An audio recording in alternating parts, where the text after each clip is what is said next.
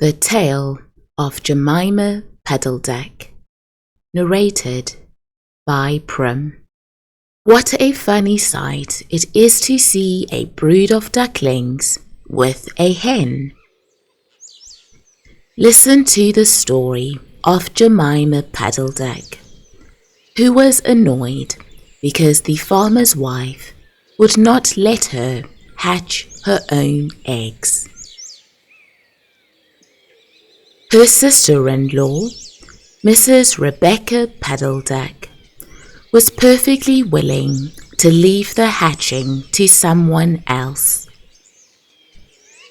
"I have not the patience to sit on a nest for 28 days, and no more have you, Jemima. You would let them go cold, you know you would." "I wish to hatch my own eggs. I will hatch them all by myself," quacked Jemima Puddle-duck. She tried to hide her eggs, but they were always found and carried off. Jemima Puddle-duck became quite desperate. She determined to make a nest right away from the farm.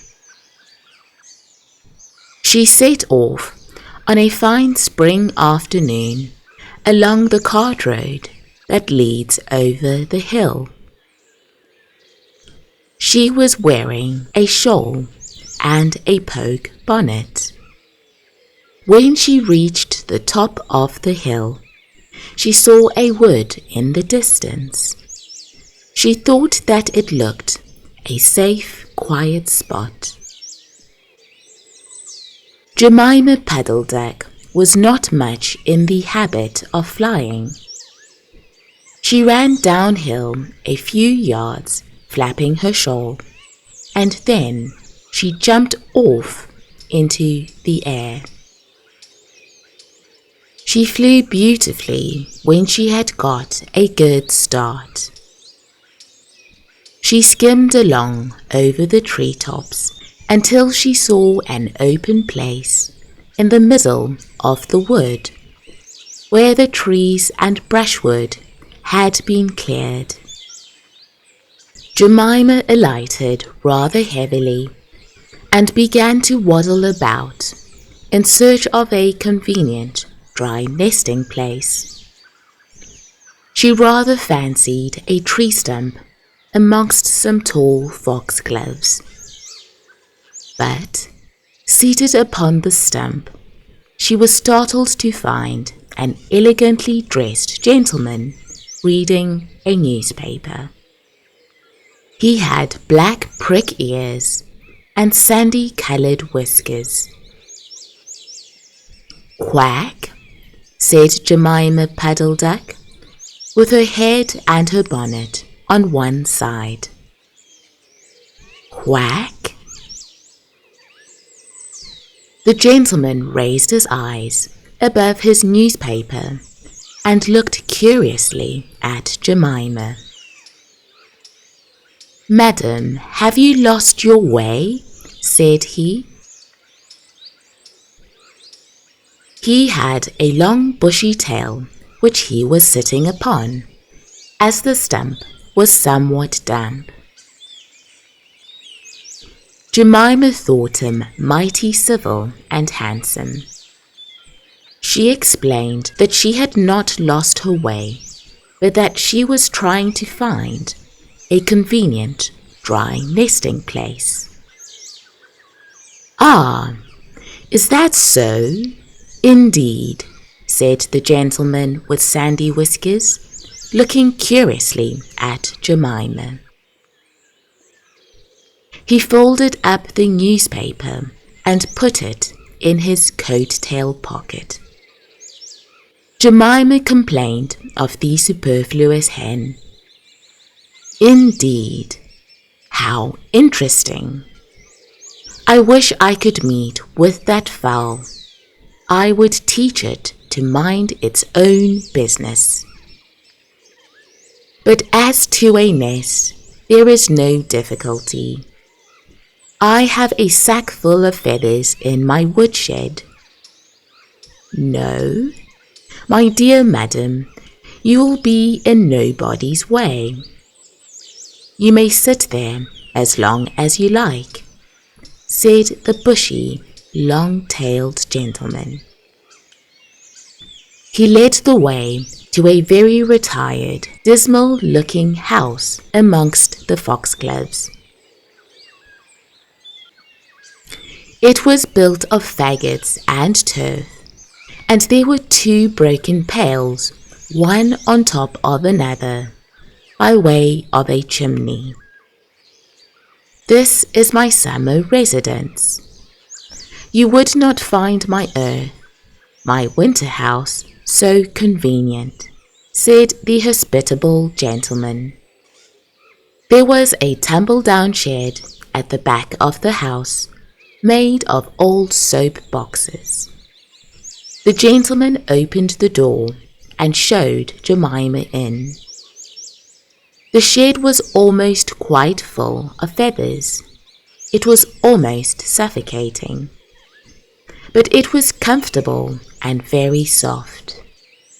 Jemima Puddle-duck was rather surprised to find such a vast quantity of feathers. But it was very comfortable, and she made a nest without any trouble at all.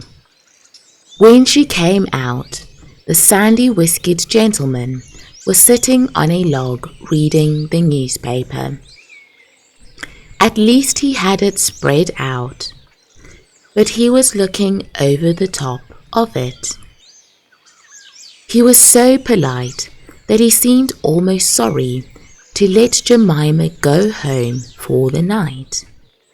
He promised to take great care of her nest until she came back again next day.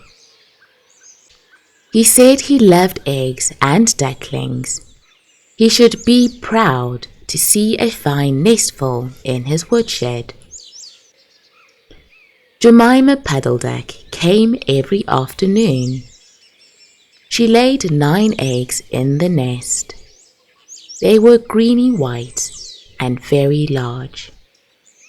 The foxy gentleman admired them immensely. He used to turn them over and count them when Jemima was not there. At last, Jemima told him that she intended to begin to sit next day. And I will bring a bag of corn with me, so that I need never leave my nest until the eggs are hatched. They might catch cold, said the conscientious Jemima.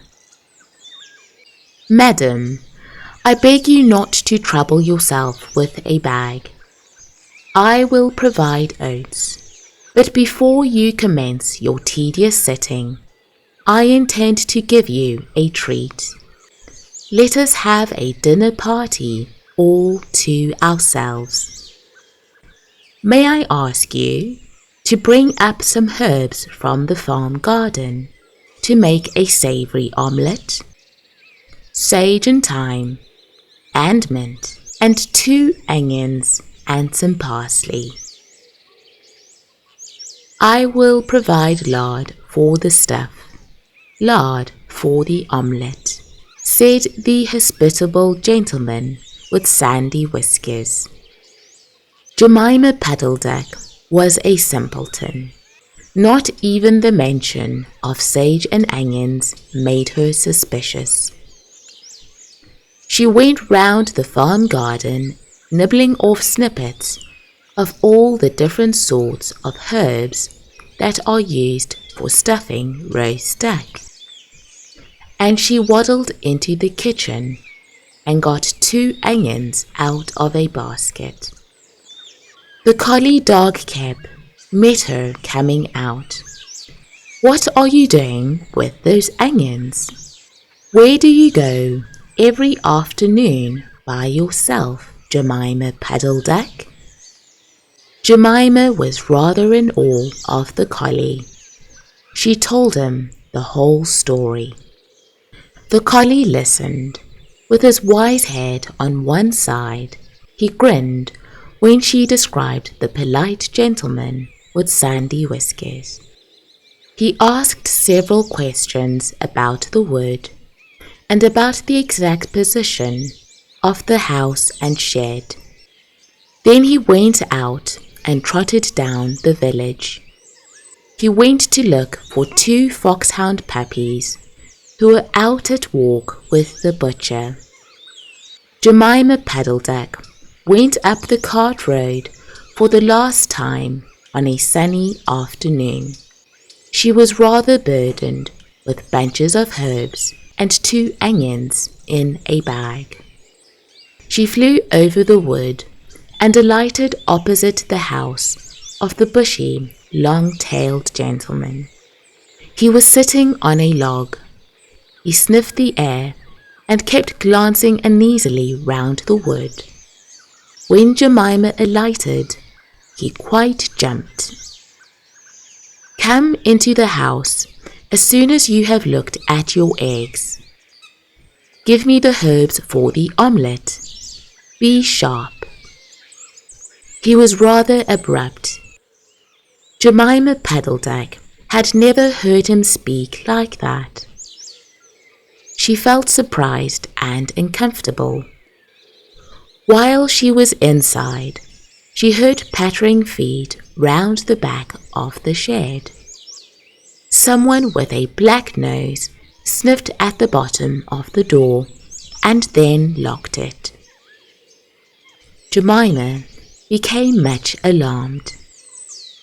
A moment afterwards, there were most awful noises: barking, baying, growls and howls, squealing and groans, and nothing more was ever seen of that foxy, whiskered gentleman.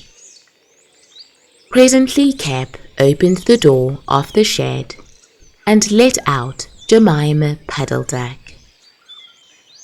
Unfortunately, the puppies rushed in and gobbled up all the eggs before he could stop them. He had a bite on his ear, and both the puppies were limping.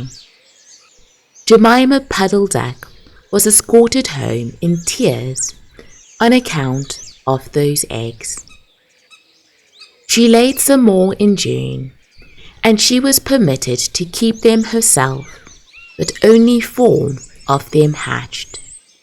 Jemima Puddle-duck said that it was because of her nerves, but she had always been a bad sitter. The end. If you enjoyed the story, please may you like this video and share it with your English learning friends. If you would like to be notified when other content is uploaded, then don't forget to subscribe.